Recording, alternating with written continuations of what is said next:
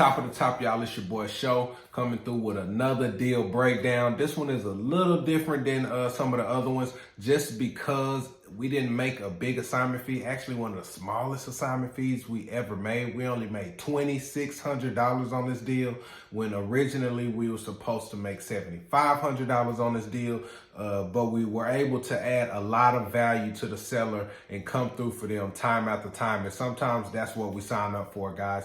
We are property problem solvers. And so that's what we like to do. We like to come into every transaction asking the seller, or presenting to them, how can we be of service to you? How can we add value to you? How can we solve your problems through this transaction? Not just through the cash sale, but we try to go deeper than that every time. And that allows us to make connection and continuously do deals and for our business to continuously be blessed and gain momentum and gain traction and just keep on going and going and going. All right. So today, the purpose of the deal breakdown is to show you guys how you have to continuously add value to some of your sellers and how that can even save your deal. So of course, like every other deal, we're going to go through all the details, how we found the deal, what marketing channel it came from, how we found the buyer, problems we went through with title, with buyers, and everything in between, guys. So let's tap in and see what we can come out with today, man. Let's go. All right, y'all. So this deal came from an inbound lead. It came from our radio ad campaign.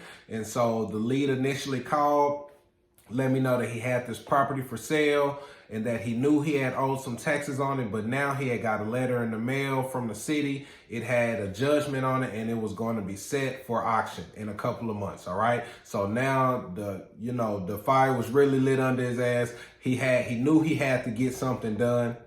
So he called from the radio ad, and our ad says we specialize in inherited property. So this was his situation. He had inherited this property from his father, and he had been living there pretty much his whole life. His father had been dead for about 10 plus years. And since he had been there, he knew he had not been paying the taxes. But what he did not know is that his father was also not paying the taxes. So this guy was behind $89,000 in taxes when we initially made contact with him and got him under contract. So he knew it was a pressing situation. He wasn't trying to make a lot of money from the deal, but he knew he was going to need help with relocation. We decided that may be about $1,000. And so we originally went under contract for $90,000, guys. Literally, he knew he owed it wasn't quite 89,000, but about 87, 88, something like that. And he wanted a little over $1,000 so he could go about his way and move along. And also, like I said, for us to get this done fast. So obviously, as for us as wholesalers, in order to get the deal done fast, conveniently, and efficiently, we need that in exchange for the price that we asked for. So we agreed at $90,000. Cool. Next thing we do is we set up a showing for the property, get our buyers over there because we already knew that the spread was really thin. We knew our ARV, and then locking this deal up at $90,000 was going to leave us with a small assignment fee. We were already aware of this, so we wanted to get as many eyes on the property, as many buyers in there as we could, so we could get the highest possible offer. So during that initial showing, we probably had about 6 to 8 buyers show up, and we tell our buyers from the jump, hey, look, when you come, do not talk to the seller, do not mention any pricing, anything. Just come in, take your pictures, look at the property, leave, and then send your offer in to my partner, Justin, all right?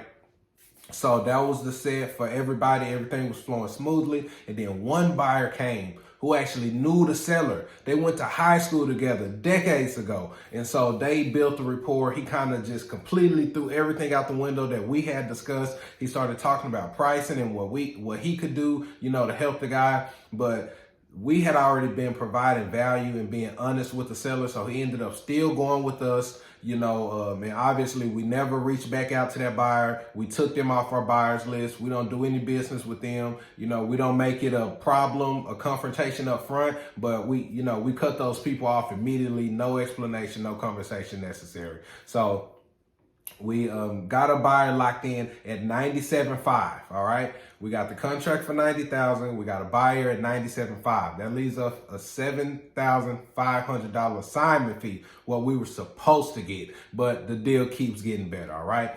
So this was right around December, January time. And then, you know, of course, in Dallas, we had that big snowstorm that happened for a couple days. Everybody was out of commission. This was right around that time. And so first, we have to show him everything was fine, got a buyer locked up, and then we have to go through the AOH process. And so, you know, that can be timely, a title company getting death certificates and, you know, birthdays of siblings and all these type of things like that. And the seller also had 2 other siblings who did not even live in DFW. So we have to do a lot with notaries and getting paper signed, things like that. That took a lot longer than expected, which some transactions do. So while we were jumping over that hurdle, the seller was under pressure. Like I said, it was a timely situation. He was under pressure. So he actually decided to go behind our back with someone else who had called and offered a higher price. And, you know, he went ghost on us, said, hey, I got somebody else I'm going to do the deal with. He called me and let me know straight up, hey, I'm not moving forward with you. I got somebody else I'm going to do the deal with. They can get it done fast and they offering me more money.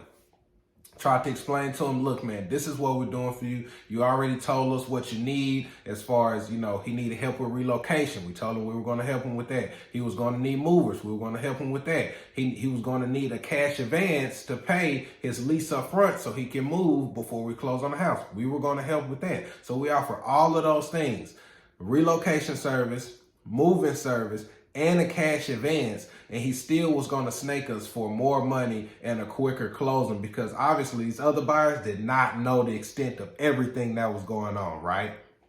So they overpromise and underdeliver. So of course, with that situation, he ends up coming back to us 2 weeks later and says, hey man, if the deal is still on the table, if y'all can still help me, if everything that you offered initially is still on the table, I'm ready to go with you guys, man. I'm sorry, you know, that I chose to do that, but that didn't work out. And I know I really need to get this done. So right there, guys, just take away the fact that we continued from the beginning to add value. We figured out exactly what he needed. He was an older guy who had been living in that house all his life, so he didn't even have any credit history. So he didn't know if he could get an apartment or lease an apartment. We literally were finding apartments online that he could qualify for, calling them, setting up appointments, and doing all of that for this guy, okay?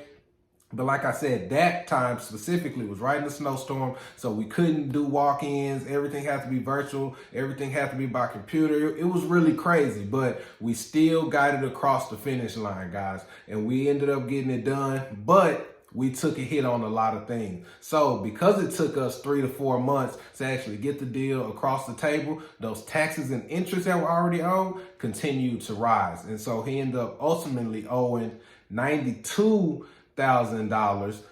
in the taxes. So that's already $3,000 more than what we were expecting to pay. And so, you know, that brings us down to what, $4,500 from the $75,000 we were expecting. And then we also had to come out of pocket $1,000 to give him to actually move. And we actually gave that to him in the form of an advance.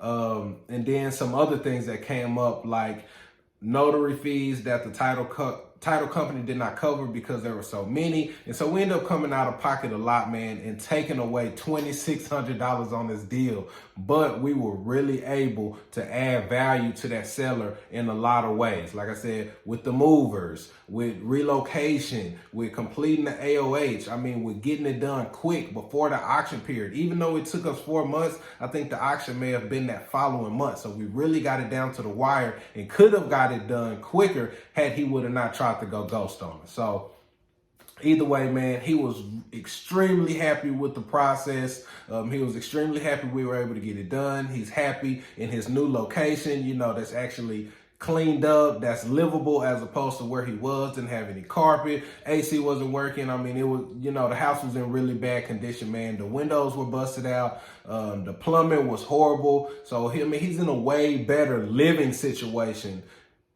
And he's out of that high stress situation to where you're potentially going to get kicked out of the property you've been living in your whole life. So we were able to solve some problems for him and add massive value. And that's what you guys need to focus on every deal. If you can bring more value, you can do more deals. Guaranteed, you can build more relationships, build more rapport, go deeper with the sellers, and make sure that deals work out for you. And sometimes you don't get the assignment fee you're looking for, but you get the gratification of knowing that you provided tremendous value to these sellers, man. And sometimes that's just what it is. So until the next deal breakdown, y'all tap in.